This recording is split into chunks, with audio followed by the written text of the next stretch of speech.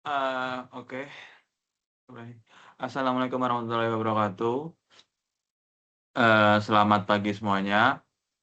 Kami dari kelompok 3 akan mempresentasikan hasil tugas besar kita yang sudah kita buat dengan di mata kuliah Jaringan Komunikasi Data ini. Sebelumnya kelompok kami berisi 4 orang. Sebelumnya perkenalkan, nama saya Bagas Wahyudi Utomo dengan NIM akhir 14. Selanjutnya silahkan Mas Hanif.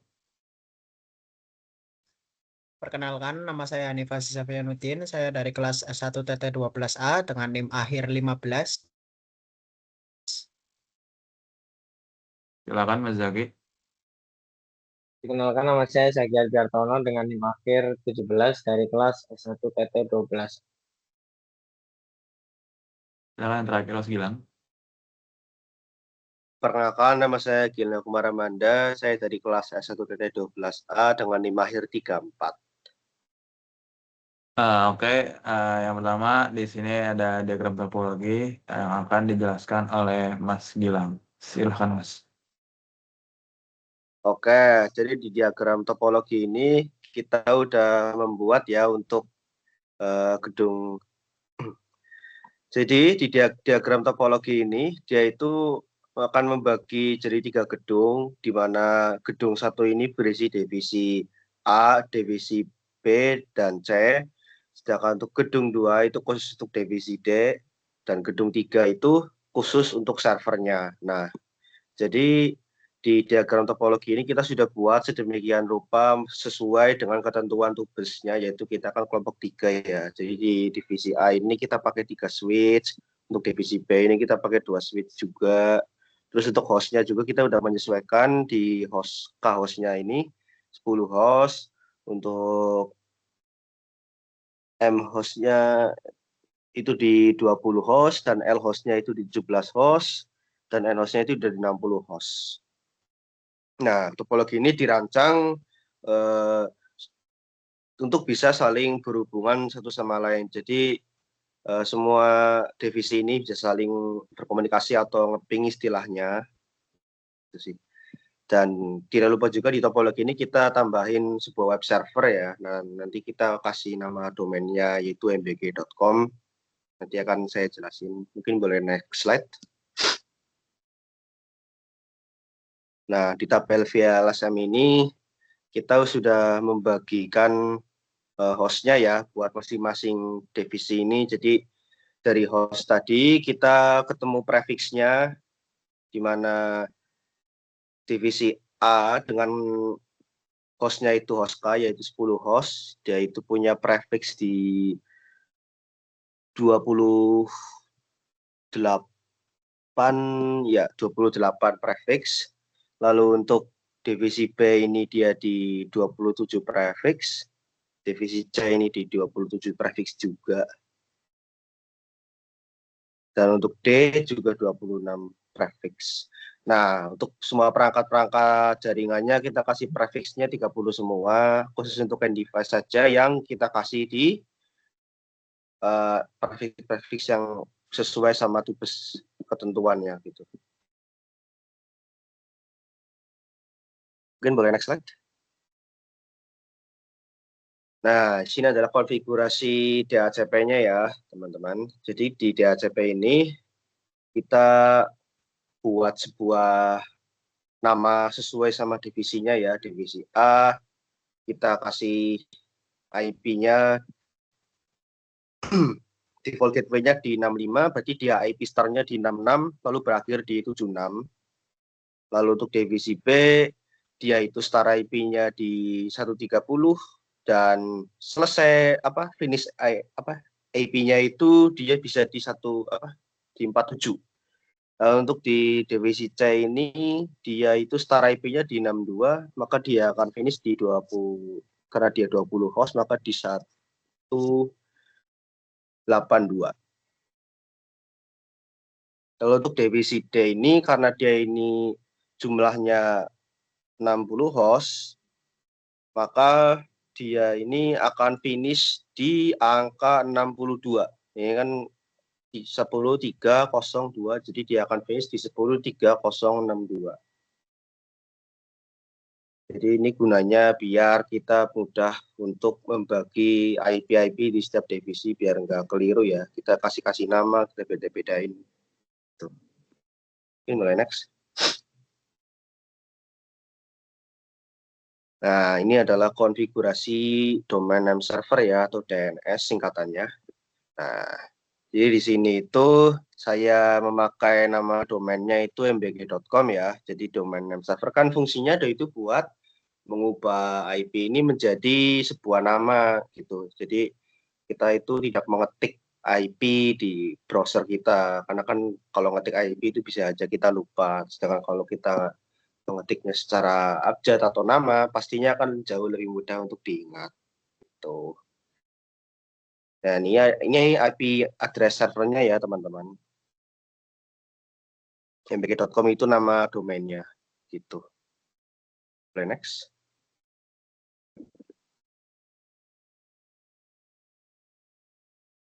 Nah, ini adalah konfigurasi. Maaf Mas, selanjutnya ini akan dijelaskan sama Mas Zaki ya. Oke, Silakan, Mas. terima kasih. Ya, sekarang kita masuk di konfigurasi utama ya. Di sini kita masuk di konfigurasi routing tabel router pada gedung 1. Di sini kita menggunakan prompt atau perintah yaitu show IP route yang dimana berfungsi untuk menampilkan seluruh tabel routing yang dimiliki router. Dan bisa dilihat juga ya, di situ terdapat beberapa kode routing, ada C, ada no, ada O, ada S, ada I. Itu tuh saya jelasin sedikit aja ya. Yang C itu maksudnya connected, yaitu jaringan yang langsung terhubung ke router. Adapun yang O itu adalah OSPF, yang dimana jaringan yang dipelajari melalui OSPF. Di sini di bagian bawah juga bisa dilihat ada beberapa jenis IP yang ada yang langsung terhubung ke internet dan ada yang harus dipelajari dulu dari router melalui OSPF.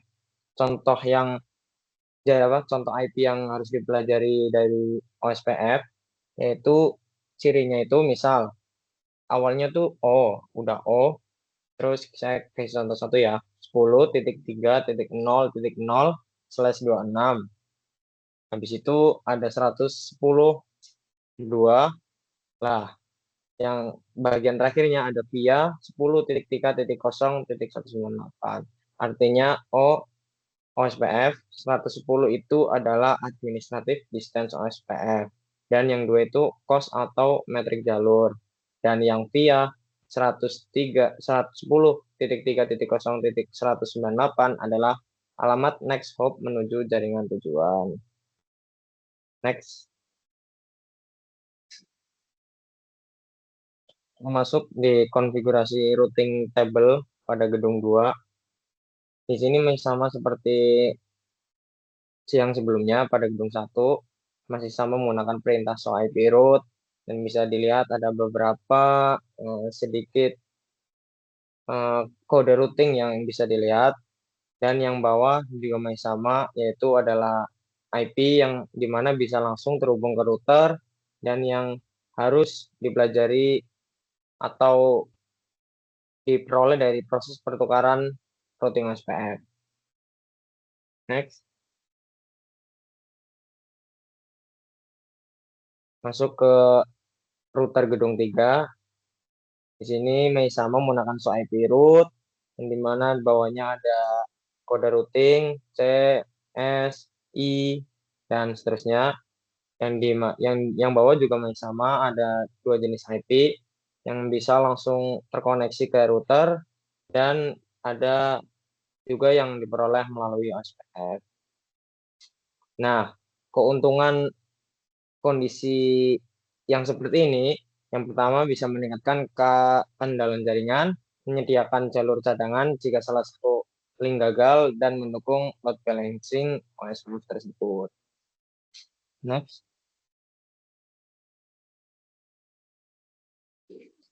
Lalu masuk di konfigurasi utama, konfigurasi ARP table. Sebelum masuk ke konfigurasinya, di sini saya sedikit menjelaskan apa itu ARP. ARP yaitu Address Resolution Protocol, dan program yang di sini ARP-A yaitu digunakan untuk melihat tabel ARP itu sendiri.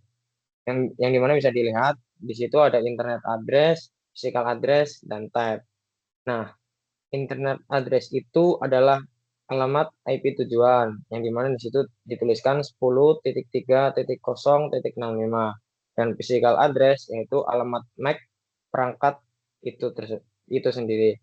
Dan yang tab adalah jenis entry ARP, yang dimana di situ dituliskan dinamik.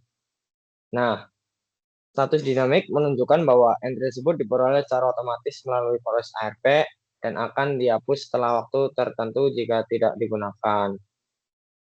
Mungkin bisa dilanjut, Mas Bagas.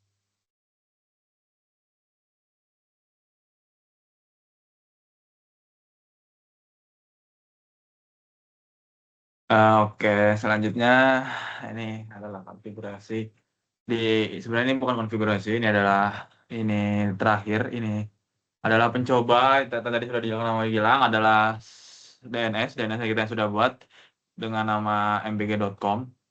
Nah, kita coba mengakses sebuah DNS yang sudah dibuat di Gilang tadi di suatu PC dan menghasilkan sebuah website servernya. Nah, di sini adalah tampilan website server yang sudah dikonfigurasi sama Gilang tadi di sebuah server yang tadi. Gitu. Selanjutnya, ini adalah hasil traceroute. Traceroute gimana? Traceroute itu meng-tracking routing di mana yang dituju. Seperti di sini adalah traceroute-nya di DNS mbg.com. Nah, jaringan melewati mana aja sih agar sampai ke mbg.com. Nah, di sini terlihat dengan kecepatan 10 dengan delay 00 itu melewati IP 129. Lalu kedua harus melewati IP 198 dulu. Nah, sedangkan yang ketiga nanti akan melewati di IP 202 dan sebelum ke mbg.com, sebelum ke domain name server mbg.com, nah itu melewati hop 194. Nah, dari tersebut ini kita melihat dari IP mana aja sih yang ke mbg ini. Nah, di sini berarti ada 129, 198, dan 202 dan 194. Itu titik-titik yang dilewati untuk menuju ke DNS mbg.com. Nah, lalu di sini kita juga pengujian, ini adalah salah satu dokumentasinya, adalah pengujian melakukan ping atau melakukan sebuah pengiriman data paket dari gedung satu, tetapi beda divisi, yang dimana di divisi A dan divisi B tadi sudah jelas IP-nya berbeda. Nah, di sini juga terlihat sudah mengembalikan dan menerima dari divisi A, dari sini dari salah satu divisi B itu mengeping atau mengetes untuk mengirim paket ke divisi B, dan di situ sudah terlihat berhasil. Dari hasil ini yang berarti routing yang sudah dilakukan di setiap router tadi yang sudah dijelaskan oleh Mas Jaki itu seperti sudah berhasil, dan tidak dan di antara gedung-gedung dan saling divisi itu akan saling berinteraksi begitu. Oke, selanjutnya akan dijelaskan oleh Mas Hanif. Silahkan, Hanif. Kemudian untuk hasil screenshot pengujiannya dari ping salah satu PC di divisi B ke PC divisi A, yang dimana gambar ini menunjukkan hasil pengujian konektivitas jaringan menggunakan perintah ping, yang dimana dengan alamat IP 10.3.0.66. Nah, dari hasil pengujian ini memperlihatkan bahwa seluruh paket data yang dikirim sebanyak 4 kali berhasil diterima semuanya dengan 0% paket loss. Sehingga dapat disimpulkan bahwa untuk uji konektivitas ping dari salah satu PC divisi B ke PC A itu dapat berjalan dengan baik. Mungkin next. Kemudian untuk yang kedua itu dari ping dari salah satu PC divisi C ke PC divisi A, yang dimana IP-nya itu tetap sama karena di divisi A itu dengan alamat IP 10.3.0.66, yang dimana hasil ini sama seperti sebelumnya. Seluruh paket yang dikirim itu berhasil dan tanpa ada paket loss. Nah, sehingga untuk konektivitas antar divisi dapat dikatakan berhasil dan juga berjalan dengan normal. Oke, next. Untuk yang terakhir, itu terdapat ping dari salah satu PC divisi D ke PC divisi A. Yang dimana gambar ini menunjukkan untuk IP-nya itu tetap sama di divisi A, itu IP-nya 10.3.0.66, yang dimana sama seperti sebelumnya, paketnya diterima semuanya dengan berhasil, kemudian tanpa adanya paket loss. Sehingga konektivitas antar kedua divisi ini dinyatakan berjalan dengan baik. Nah, berdasarkan hasil pengujian dari tadi, maka dapat disimpulkan bahwa konektivitas antara divisi A sampai dengan divisi D itu berhasil terhubung dan jaringan berfungsi dengan baik. Kemudian untuk kesimpulannya, secara keseluruhan jaringan berhasil dikonfigurasi dengan menerapkan subnetting, DHCP, DNS, ARP, routing, dan juga web server seperti yang sudah dijelaskan oleh teman-teman saya sebelumnya.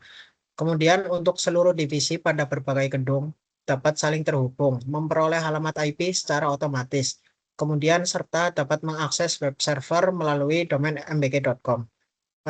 Yang dimana kesimpulan ini berakhir untuk konfigurasi yang diterapkan dan juga yang sudah dibuat itu membuat jaringan lebih efisien, terstruktur, dan juga memudahkan komunikasi serta pertukaran data antar perangkat. Mungkin itu saja presentasi dari kelompok kami. Kurang lebihnya mohon maaf. Wassalamualaikum warahmatullahi wabarakatuh.